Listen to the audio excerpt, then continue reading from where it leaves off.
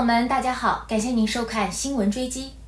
俄罗斯入侵乌克兰，引发了舆论对台湾问题的关注。俄乌战事的发展，国际社会的反应，是加强了中国武统台湾的决心呢，还是相反？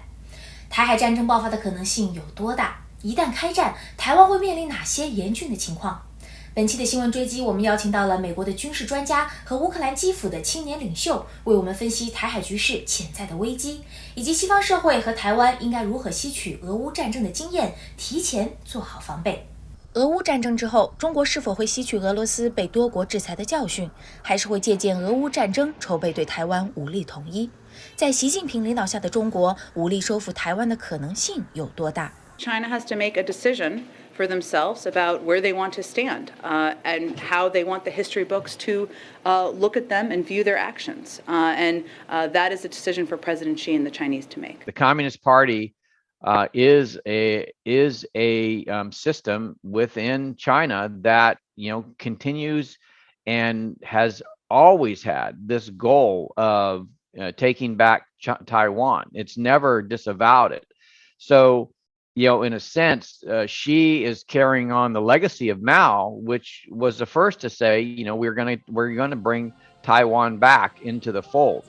And I don't think, even if it's not a job that's done under Xi, which I believe it will be done under Xi, that the Chinese Communist Party will not at some point carry it out, because this is what the Chinese Communist Party has stated. This is what they believe. 国际社会对俄乌战争的反应，西方国家对俄罗斯的制裁，互联网时代媒体对战事的传播特点，以及国际舆论对战争的认知评判，这些都会影响到中国对其收复台湾战略的考量。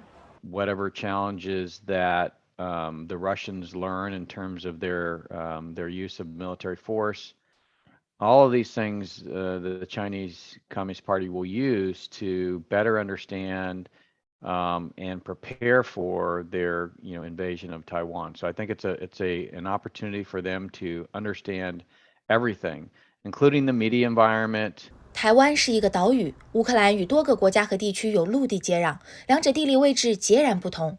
在面临外来战争危机的时候，其他国家向台湾提供资源支持，将远比向乌克兰提供支持更加困难和更具有潜在危险。What they will seek to do is provide weapons and resources. I doubt that the United States will interfere or intervene directly with military force.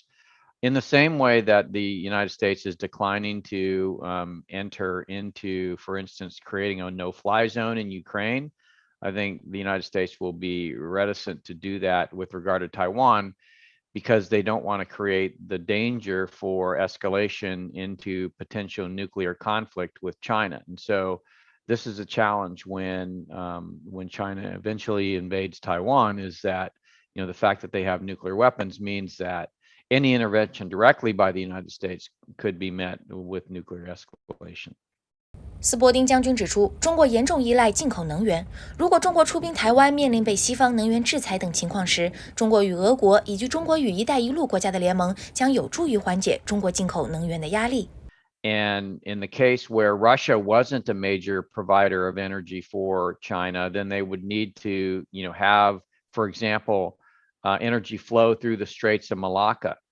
And so one of the ways that the United States could put pressure on China is by, essentially blockading the Straits of Malacca, or preventing the movement of energy from those areas. And so having a pipeline for natural gas and a way to get oil from not just Russia, but other allies and partners through the Belt and Road Initiative, for example, is extremely valuable for China.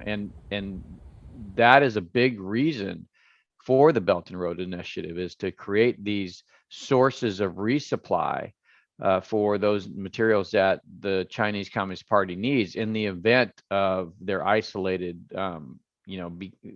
through places like the Straits of Malacca. 斯波丁将军说，美国要未雨绸缪，要重点考虑一旦台海战争爆发，如何帮助战争难民转移到安全的地区。I think the United States needs to prepare now for eventual invasion of Taiwan and ensure that the people of Taiwan have a place to escape to if the invasion comes or when the invasion comes. And so things like understanding, how do they get visas? Where can they go? How do we get those scientists and engineers out? How do we prevent China from capturing them? How do we think about, the infrastructure left behind when those scientists and engineers leave? Do we want to let that fall into the hands of the Chinese, or do we want to see it destroyed? Thinking about resupply and resources and the planning that goes into, evacuation, all of these things should be what the United States is preparing for now. 如果战争爆发，台湾能够完全依赖其他国家的参战介入吗？台湾最大的依靠是什么呢？此时此刻，正在乌克兰基辅经历战火的乌克兰自由民主联盟主席亚瑟·哈里托诺夫分享了他给台湾的建议。My message for Taiwanese people is to stay very strong and to count, first of all, on own. Because as practice shown, that in the case you have bloody fighting and a lot of civilian victims, terrible pictures, and absolutely broken heart, you will call your partners, but they will be not very on time. They will provide you help.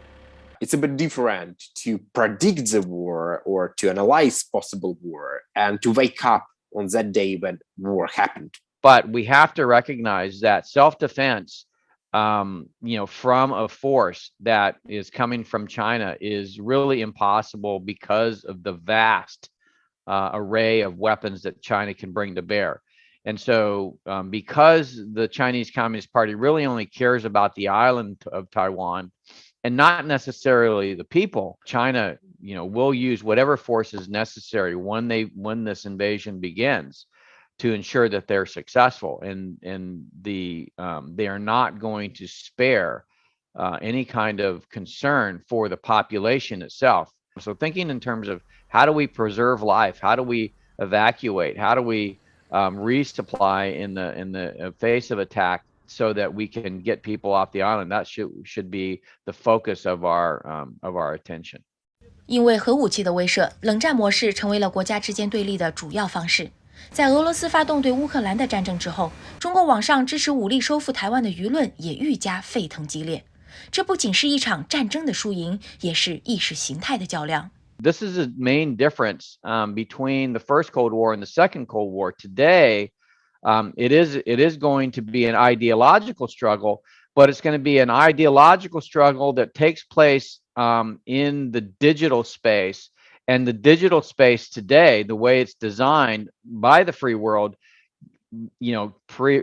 does not, enables the authoritarians to have the advantage because there's no borders. This is a new war. This is the ideological war, powered by Silicon Valley technology. 网络信息时代，专制主义的封锁无法禁锢人们的意识形态以及自由信息的传播。只有当更多的人了解了战争的真相，更多正义的声音得到传递，追求和平的力量才能化解战争的风险。观众朋友们，您觉得中国攻打台湾的可能性有多大？您如何看待中国民众对武统台湾的舆论支持？欢迎您在视频下方发表您的评论和看法。我们下期节目再见。